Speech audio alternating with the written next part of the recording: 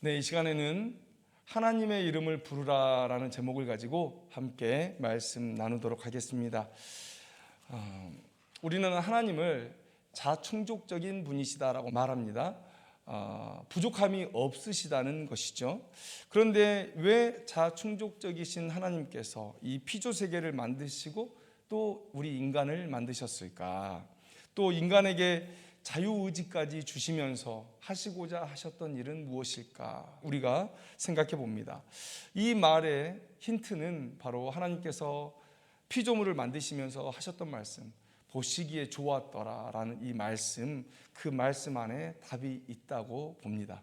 하나님께서 보시기에 좋았더라라고 말씀하셨던 것에서 알 수 있듯이 하나님은 이 피조 세계를 만드시고 우리를 만드신 이유는 하나님의 기쁨, 또 하나님의 영광을 위한 것이었다라는 것을 우리가 알아야 됩니다. 이렇게 말하면 참 이기적이다라고 생각할지 모르겠어요. 이런 얘기를 들으면 사람들은 아마 이렇게 생각할 겁니다. 우리가 동물원의 동물인가? 라고 생각해요.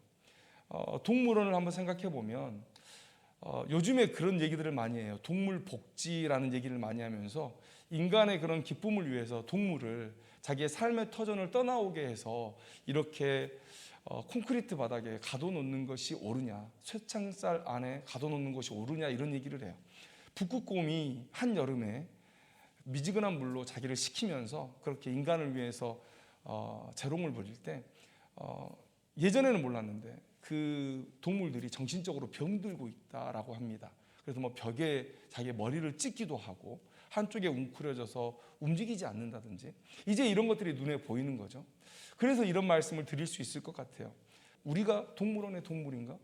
하나님께서 자기의 기쁨을 위해서, 자기의 영광을 위해서 우리를 만들었다 하면 우리는 마치 우리가 동물원에 갇힌 동물처럼 우리를 생각하게 된다는 것이죠.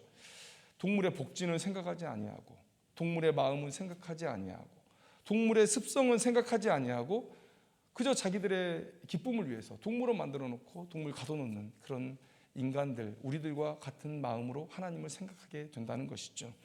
그런데 공의의 하나님께서는 우리의 하나님의 기쁨을 위한 그 거룩한 삶에 충분한 그에 합당한 보상을 준비하고 계신다라는 거예요.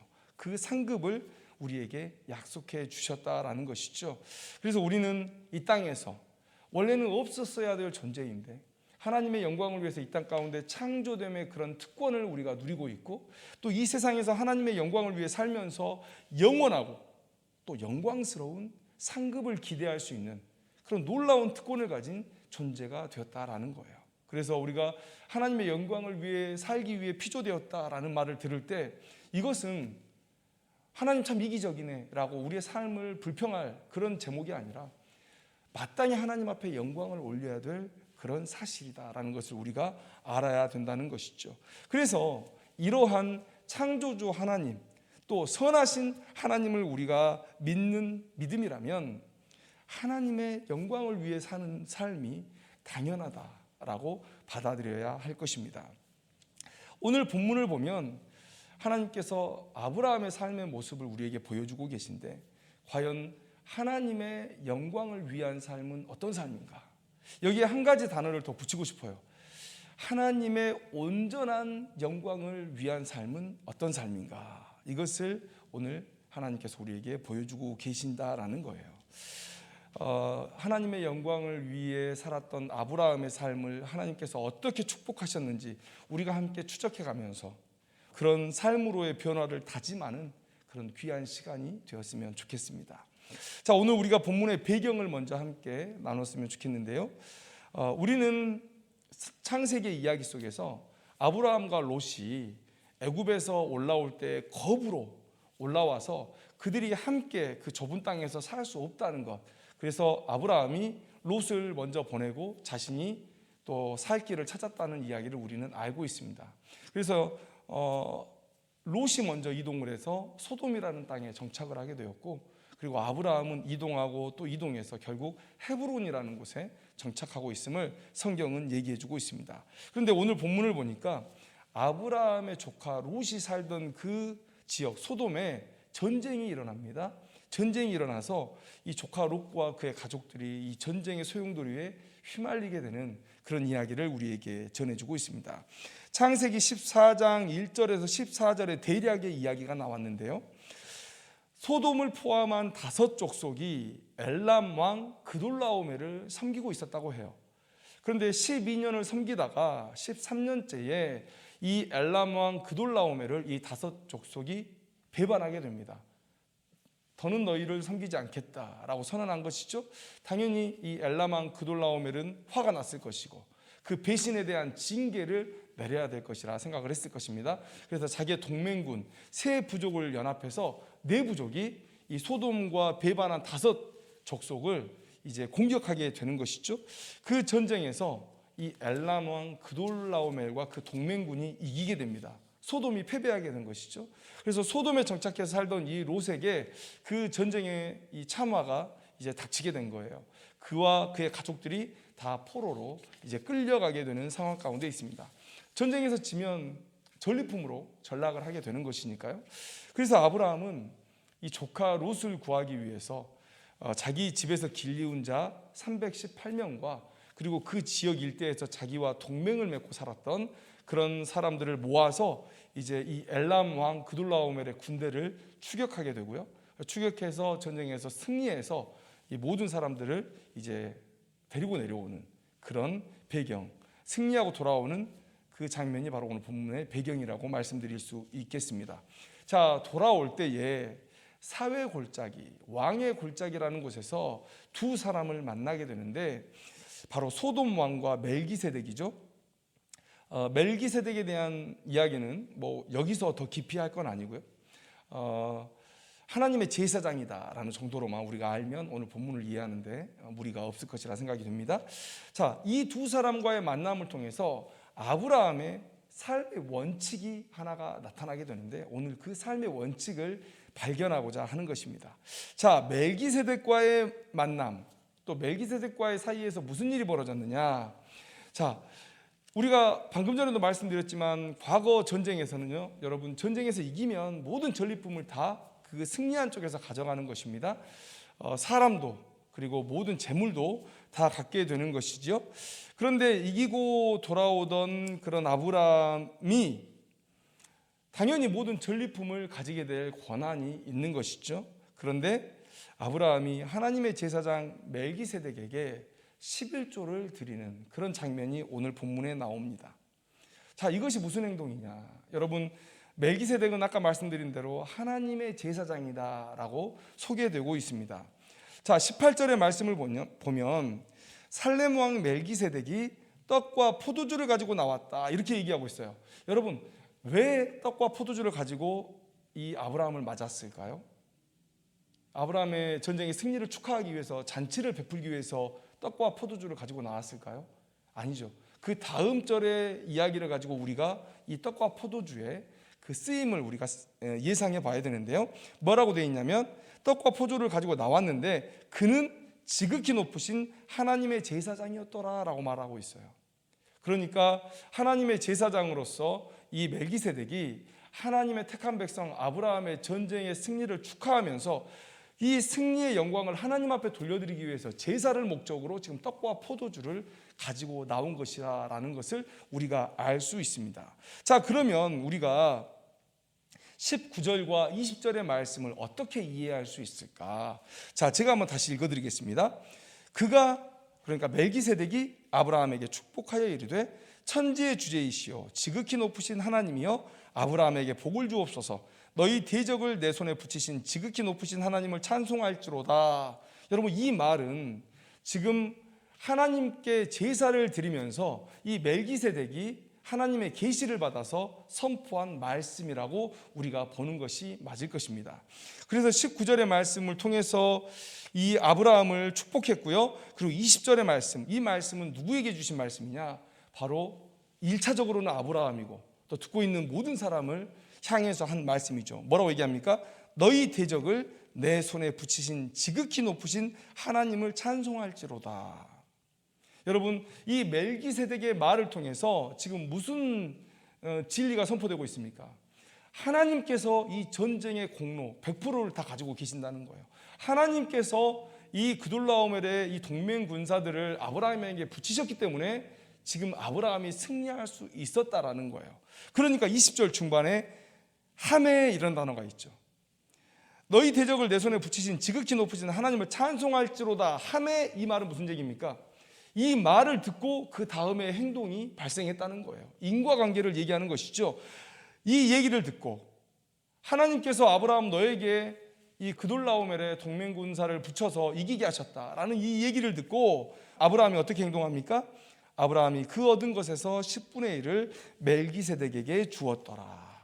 그러니까 아브라함이 이 11조를 멜기세덱에게 준 행위는 당연히 하나님께 드리는 행위고, 여러분 이 말을 듣고 이렇게 행동했다는 것은 아브라함도 지금 하나님께서 이 전쟁을 승리하게 하셨다, 모든 영광의 지분은 하나님의 것이다 라는 것을 인정했다는 것을 오늘 얘기해주고 있는 것이죠.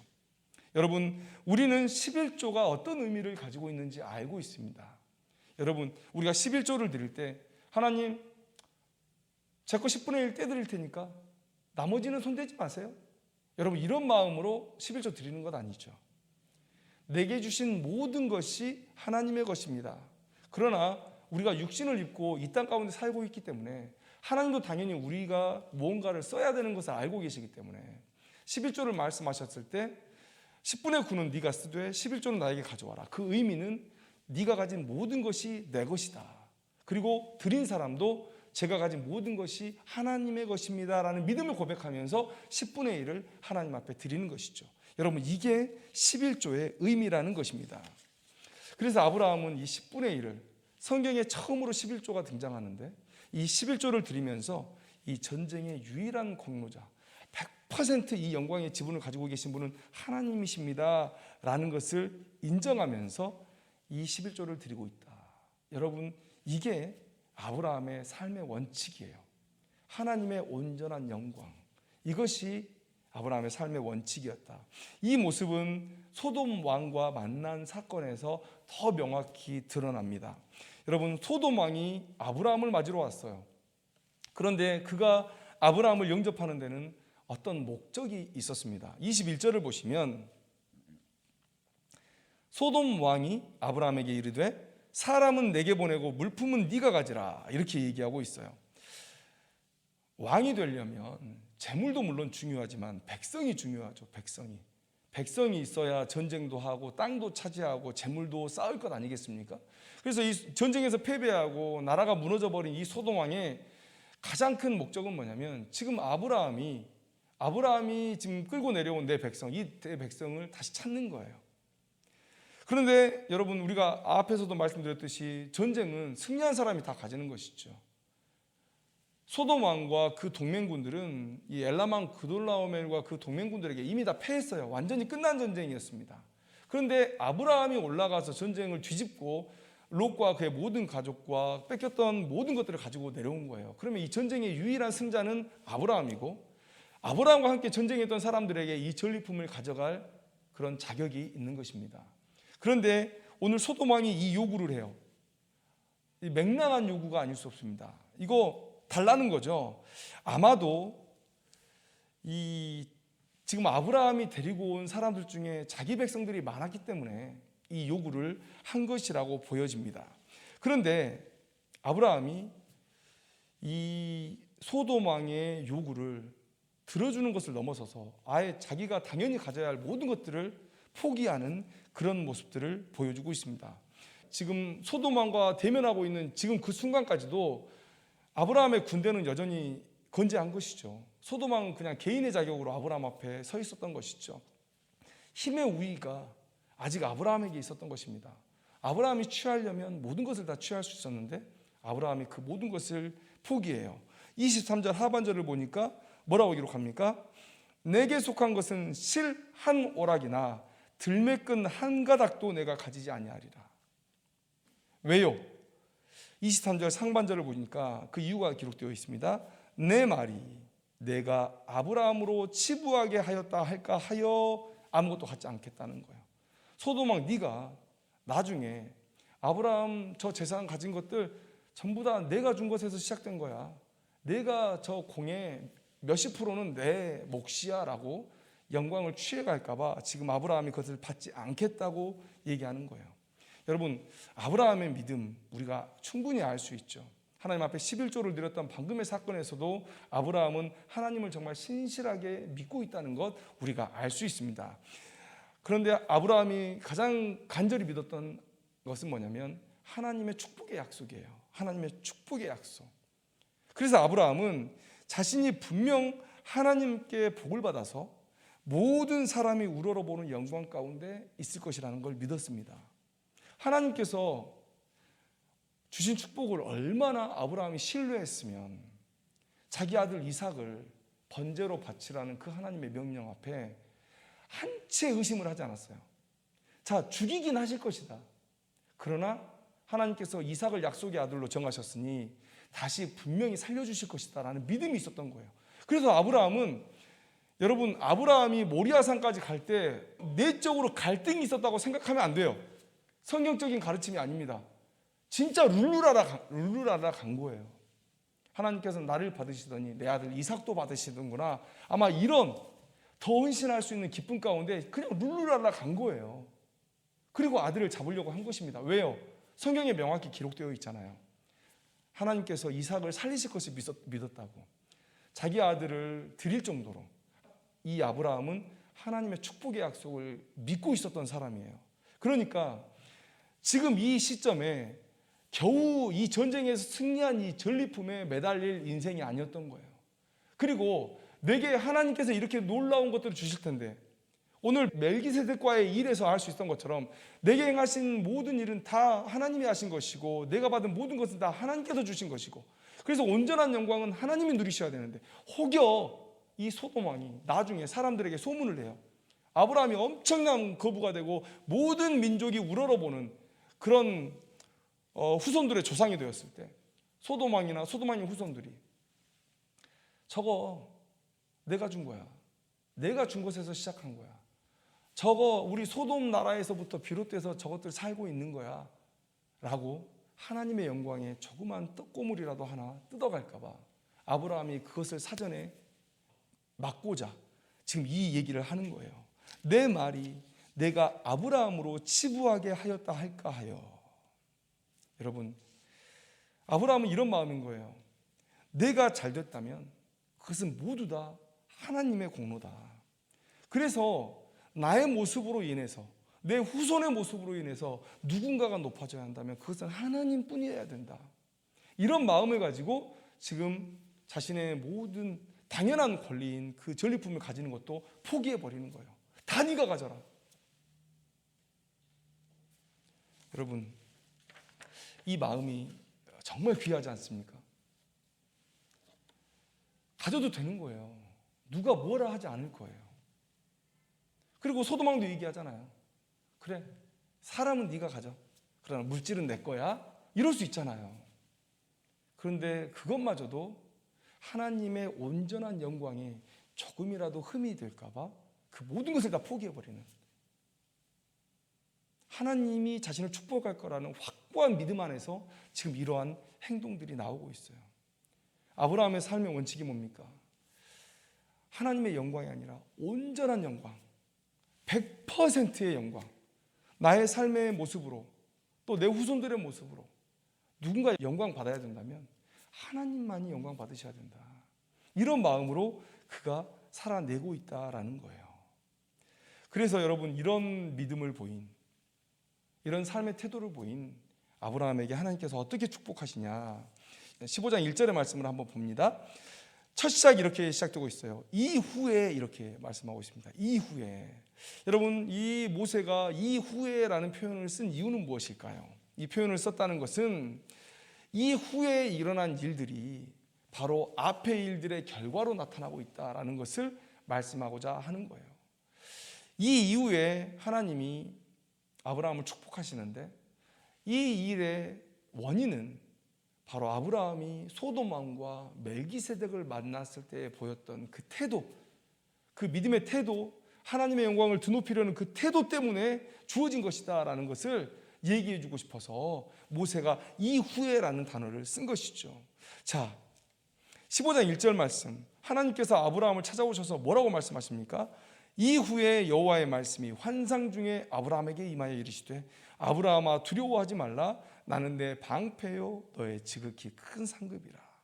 여러분, 내 방패요 너의 지극히 큰 상급이라. 이 두 가지 하나님께서 약속해 주고 계신데요, 이 두 가지가 정확히 아브라함이 포기했던 것들이에요. 여러분, 내 방패, 여러분 방패다. 곧 내가 너의 힘이 되어주겠다. 내가 너의 국력이 되어주겠다. 여러분, 그 시절의 방패, 이 국력은 뭡니까? 사람이 있느냐 없느냐거든요. 여러분, 과거의 전쟁을 보면 뭐 몇만 대군 이렇게 얘기를 하잖아요. 당나라의 몇십만의 대군을 고구려가 어떻게 막았다. 여러분, 그때는 이 사람 수가 중요한 거예요. 그런데 지금 아브라함이 이 사람을 포기했잖아요. 사람을 포기했잖아요. 여러분, 그래서 하나님께서 네가 포기한 그 사람의 역할을 내가 해주겠다는 거예요. 더 완벽히 해주겠다라고 말씀하시는 거예요. 내가 너의 방패 곧 힘이 되어줄 것이다. 내가 너를 지킬 것이다. 누구도 너를 이기지 못하게 할 것이다. 오늘 하나님께서 이 말씀을 해주시는 거예요. 자, 그 다음에 또 큰 상급, 우리가 다 알죠. 아브라함이 가져도 되는, 소돔 왕이 가져라고 했던 그 재물까지도 하나님의 영광을 위해 포기했을 때 하나님께서 아브라함에게 내가 너의 큰 상급이 되어주겠다라고 말씀하시는 거예요. 아브라함이 포기했던 그 두 가지를 하나님께서 나타나셔서 약속해주고 계시는 거예요. 여러분, 우리가 이 믿음으로 사는 사람들 아닙니까? 하나님의 영광을 위해 사는 것이 우리 신자의 사명인데, 내가 그 하나님의 영광을 위해서 뭔가를 내려놨을 때 하나님께서 더 큰 것으로 갚아주실 것이다. 그 믿음 가지고 살아가는 게 우리들 아니겠어요?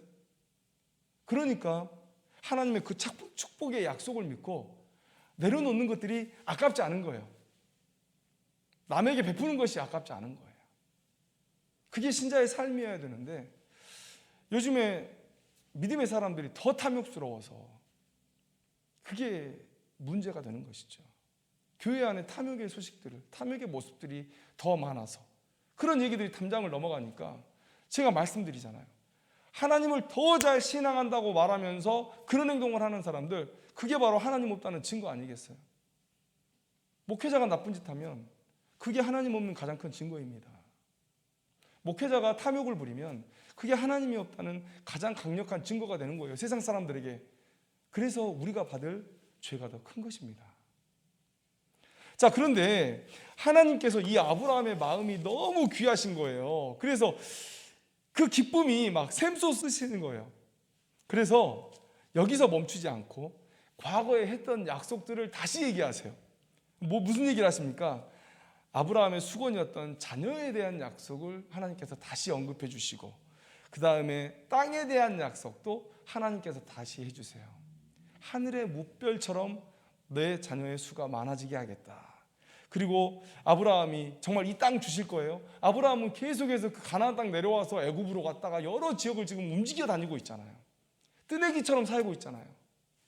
그러니까 하나님이 이 땅을 주시겠다라는 약속을 하셨을 때 아브라함도 궁금했을 것 같아요. 더 확실한 징표를 받고 싶었을 거예요. 그래서 이 땅을 주심에 대한 징표를 하나님 앞에 요구했을 때 하나님께서 기쁨으로 응답해 주십니다. 직접 불의 모양으로 임하셔서 아브라함이 준비한 재물을 받으시는 모습을 아브라함에게 보여주고 계시는 거예요. 여러분, 하나님께서 얼마나 하나님의 온전한 영광을 위해서 자기의 것을 내려놓은 아브라함의 모습을 기뻐하셨는지 이 15장의 모습 속에 명확히 드러나고 있다는 거예요. 여러분, 아브라함에게 주신 이 약속 어떻게 성취됐습니까? 내가 너의 방패가 되어주겠다, 너의 큰 상급이 되어주겠다. 여러분, 이 약속이 어떻게 성취되었습니까? 이후에 하나님께서 이삭을 주시죠. 또 아브라함을 무시했던 이 그랄 왕 아비멜렉이 이후에는 이 지위가 역전돼 가지고 아브라함에게 와서 말이 화친이지 아브라함에게 완전히 꿇는 건 아니겠어요? 아브라함이 하나님의 축복을 받아서 너무 잘 되는 거예요. 야, 이거 아브라함에게 예전에 밉상 보인 것도 있는데 이대로 놔뒀다가는 아브라함이 나를 미워해서 나에게 해코지 하면 어떠나. 그래서 가서 그냥 미리 가서 더 커지기 전에 무릎 꿇는 거 아니겠어요? 이런 지위가 역전되고, 그 다음에 이 막벨라고를 살 때 아내를 장사하기 위해서 막벨라고를 살 때 이 햇사람들이 아브라함에 대해서 뭐라고 얘기합니까? 하나님의 지도자다 이렇게 얘기를 하잖아요. 하나님의 지도자다.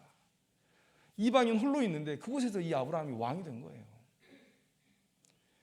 여러분, 이 모든 일들, 오늘 이 기록 이후에 아브라함의 일생 속에서 나타나는 그런 모든 장면들이요, 하나님께서 아브라함에게 주신 약속, 내가 너의 방패가 될 것이고 내가 너의 큰 상급이 될 것이다, 이 약속을 어떻게 지키고 계시냐, 하나님께서 얼마나 신실하시냐, 그것을 입증하는 본문이에요. 그러니까 하나님께서 이 아브라함의 헌신을 얼마나 기쁘게 받으셨는지, 하나님의 영광을 온전히 인정하여 드리겠다라는 그 아브라함의 이 마음을, 이 믿음을 얼마나 하나님께서 기쁘게 보셨는지 우리가 알 수 있다는 것이죠. 여러분, 우리가 믿음의 사람이라면 이 아브라함의 삶의 본을 쫓아 살아야 됩니다. 그리고 이 하나님께서 주시는, 내가 하나님의 영광을 위해서 포기했던 것을 하나님께서 더 넉넉히 갚아주시는 이 하나님의 축복을 기대하면서 우리가 살아야 되는 것이죠. 그래서 삶의 자리에서 아브라함처럼 하나님의 것을 인정하며 오직 어떻게 하면 하나님께서 온전하게 영광을 받으실까, 이것을 고민하면서 살아야 되는 것이죠. 어떻게 하면 내가 하나님의 영광을 이만큼도 도둑질하지 아니하고 하나님 앞에 모든 영광을 올려드릴 수 있을까? 여러분, 이것을 고민하며 살아야 되는 것이죠. 이 다윗이 그래서 노래합니다. 역대상 16장 23절 24절 말씀에 온 땅이여 여호와께 노래하며 그의 구원을 날마다 선포할지어다. 그의 영광을 모든 민족 중에, 그의 기이한 행적을 만민 중에 선포할지어다. 이렇게 얘기하면서 뭐라고 얘기합니까? 여호와의 이름에 합당한 영광을 그에게 돌릴지어다. 여러분, 이렇게 다윗이 노래하고 있어요. 여호와의 이름에 합당한 영광, 그것은 100%의 영광을 얘기하는 거예요. 온전한 영광을 얘기하는 거예요. 다윗의 삶의 고민이 바로 이거였다는 거예요. 어떻게 하면 하나님께 합당한 영광을 올려드릴까? 어떻게 하면 100%, 순도 100%의 그 영광을 하나님께 올려드릴까? 어떻게 하면 내 삶이 이렇게 높아져 있는데 하나님의 영광을 1도 침범하지 않을 수 있을까? 이것을 고민하면서 살아왔던 인생이 다윗의 인생이고 아브라함이 보여줬던 인생이고 우리가 쫓아가야 될 삶의 본이다라는 것을 우리가 알아야 된다는 것이죠. 사람들과 얘기할 때 화들짝 놀랄 때가 있어요. 뭐냐면 대화 중에 제가 너무 하나님을 배제하고 얘기하고 있는 거예요. 정치 얘기할 때, 자녀 교육 얘기할 때, 건강 얘기할 때, 뭐 경제 얘기, 앞날에 대한 걱정, 이런 것들을 얘기할 때 그냥 하나님 없이 막 얘기하고 있는 거예요. 그러다 갑자기 번쩍 하는 거죠. 내가 왜 하나님을 이렇게 내 삶에서 배제하고 얘기하고 있지? 하나님이 전부인데. 우리의 삶에서 하나님 빼면 뭐 얘기할 게 없잖아요. 그냥 어둠이지. 뭔 소망이 있는 인생입니까? 그런데 하나님을 빼고 얘기를 하고 있더라고요. 그래서 이 대화 중에 화들짝 놀래요. 하나님이 내 삶의 전부고 하나님께서 모든 것을 이루시고 나의 나된 것은 하나님의 은혜라고 우리가 찬양하는데 왜 내 대화에서 하나님이 배제되어 있을까? 이 대화하는 중에 왜 내 생각 속에서 하나님이 배제되어 있을까? 여러분, 이것 때문에 깜짝깜짝 놀라요. 여러분, 성경은 창세기서를 읽어보면 또 성경 어디에서나 하나님께서 아이를 주시잖아요. 그것은 무슨 얘기입니까? 생명의 시작을 주관하시는 분도 하나님이시라는 거예요. 자, 사는 동안도 하나님께서 우리를 인도하시고 죽는 그 순간, 심지어 죽음 그 이후의 영원한 삶도 하나님께서 우리를 주관하고 계셔요. 그런데 내 대화 속에 하나님이 빠져 있다. 과연 믿음의 사람이 할 수 있는 얘기냐? 보여줄 수 있는 모습이냐라는 거예요. 여러분, 곰곰이 한번 생각을 해봤어요. 우리는 이 예배 속에서 하나님께 감사하기도 하고 찬양하기도 하고 또 헌물을 드려서 하나님 앞에 영광 올려드리기도 하고 여러 가지 모습으로 하나님 찬양하는데 하나님께서 가장 기뻐하시는 모습은 뭘까? 하나님께서 우리의 어떤 모습을 통해서 가장 영광 받으실까를 한번 생각해 봤어요. 그것은 곧 동행 아닐까요? 같이 보고 같이 생각하고 같이 대화하고 같이 행동하고, 물론 하나님과 우리가 동등한 위치에서 내가 하나님께 뭔가를 제안하고 이럴 수 있는 건 아니에요.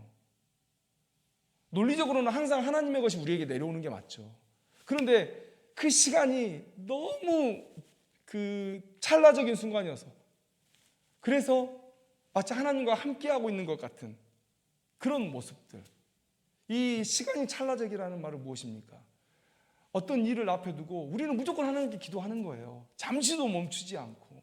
그러니까 마치 하나님과 같이 가는 것 같은, 같이 생각하고 같이 일하고 같이 영광을 누리는 것 같은 그런 삶의 모양이 우리에게 나타나는 거예요. 동행하는, 에덴 동산에서 아담이 하나님과 함께 거닐었던 그 모습. 우리의 삶 속에서 하나님이 자주자주 드러날 때, 우리의 입술에서 하나님에 대한 얘기가 끊임없이 흘러나올 때, 하나님이 하셨습니다, 하나님께 영광입니다, 이런 얘기들을 우리가 할 때 하나님께서 가장 영광받지 않으실까? 일주일에 한 번, 한 시간 우리가 신앙인처럼 이 자리에 앉아 있을 수는 있어요. 그런데 우리가 삶 속에서 계속 하나님을 부른다면, 여러분, 우리는 일주일 내내 하나님을 예배하는 것이다. 왜냐하면 우리의 증거를 통해서 하나님께서 높임을 받으실 거니까. 하나님께서 정작 원하시는 삶의 모습은 이런 모습이 아닐까. 하나님과 동행하는 모습, 같이 걷고 같이 보고 같이 생각하고 같이 일하고. 여러분, 제 아내가 학교에 학부모 폴리스를 갔다 왔습니다. 갔다 와서 한 얘기가, 부동산에 관심이 많으시더라, 학부모들이. 당연하다고 생각이 돼요. 요즘에 부동산 이슈가 가장 크잖아요. 그런데 자기가 대화할 주제가 없었다. 그런데 오히려 저는 그런 모습들이 감사하다라는 생각이 듭니다. 우리는 하나님에 대한 얘기를 우리가 더 자주 했으면 좋겠어요. 삶의 자리에서 우리가 하나님을 더 열심히 불렀으면 좋겠어요. 여러분, 믿음의 크기, 하나님을 신뢰함의 크기는 뭘까? 이런 우리들의 이상적인 모습과 한번 생각을 해보니까 우리의 대화 속에서 하나님이 얼마나 자주 불리워지느냐, 여러분, 이것으로 우리의 믿음을 얘기할 수 있지 않을까요? 하나님께서 다 하십니다, 하나님께서 다 하십니다라는 믿음이 있기 때문에 우리는 하나님밖에 얘기할 수 없는 거예요. 내 삶이 어려워요. 그러나 저 하나님 믿고 있습니다. 하나님이 하실 겁니다. 내 삶에 많은 유혹이 있습니다. 내 삶이 이것을 안 하면 나락으로 떨어질지 모르겠어요. 그러나 거룩한 길이 아니기 때문에 저 하나님 믿고 그거 안 할 겁니다. 하나님 얘기, 하나님 얘기, 하나님 얘기. 여러분, 이게 진짜 우리 믿음의 크기 아니냐, 그런 생각을 해봐요. 하나님의 영광을 가장 드높이는 그 매일의 삶 속에서 하나님을 부르는 그 행위가 우리의 믿음을 대변해주고 있지 않느냐. 여러분, 우리가 이런 아브라함의 삶의 본을 좀 본받았으면 좋겠다. 하나님의 그 영광이 0.00001%도 오염되는 것을 원하지 않아서 모든 것들을 내가 다 포기해버리겠다 라는 이 아브라함의 간절한 마음, 이 믿음, 여러분, 우리가 본받았으면 좋겠어요. 우리가 믿음 얘기하잖아요. 하나님을 믿고 하나님께서 우리에게 하신 약속을 믿는 겁니다. 아브라함이 그 믿음 때문에 포기할 수 있었어요. 여러분, 우리도 하나님을 향한 더 굳건한 믿음 안에 있었으면 좋겠어요. 내가 하나님의 영광을 위해서 포기하는 그것만큼 하나님께서 더 넘치도록 갚아주실 것이라 라는 그 믿음이 있으면 오히려 포기할 일이 생기면 감사할 것 같아요. 나를 부르는 그 자리가 있어도 영광되지 않으면 저 안 갈 겁니다 라고 얘기할 수 있고, 저거 받아도 누가 욕하지 않아도 내가 저걸 받음으로써 하나님의 영광이 훼손된다면 그를 당당하게 거절할 수 있는. 왜요? 하나님의 약속, 축복의 약속이 우리와 함께하기 때문에. 여러분, 이 약속 붙들고 이 약속을 믿음으로 온전히 하나님의 영광을 위해서 이 세상에서 누려도 된다고 말하는 그런 것들조차도 포기할 줄 아는 우리들의 믿음의 모습들이 되었으면 좋겠습니다. 그리고 삶의 자리에서 매 순간 하나님의 이름이 언급되었으면 좋겠어요. 내가 믿는 그 하나님, 나의 삶을 축복하실 그 하나님에 대한 언급, 내 삶을 역전시키실 그 하나님에 대한 언급이 계속 되어졌으면 좋겠습니다. 그래서 우리 대화 속에 아마 사람들이 그럴 거예요. 야, 너 그 얘기 아니면 할 말이 없냐? 이렇게. 그러나 어떻게 해요? 우리가 믿는 분이 그분뿐인데. 여러분, 그런 아브라함과 같은 하나님의 순전한 영광, 온전한 영광만을 생각하는 그런 귀한 인생들이 되길 원합니다. 삶의 자리에서 우리가 하나님을 많이 부르는, 많이 증거하고 자랑하는 그런 인생들이 되기를 소망합니다. 기도하겠습니다.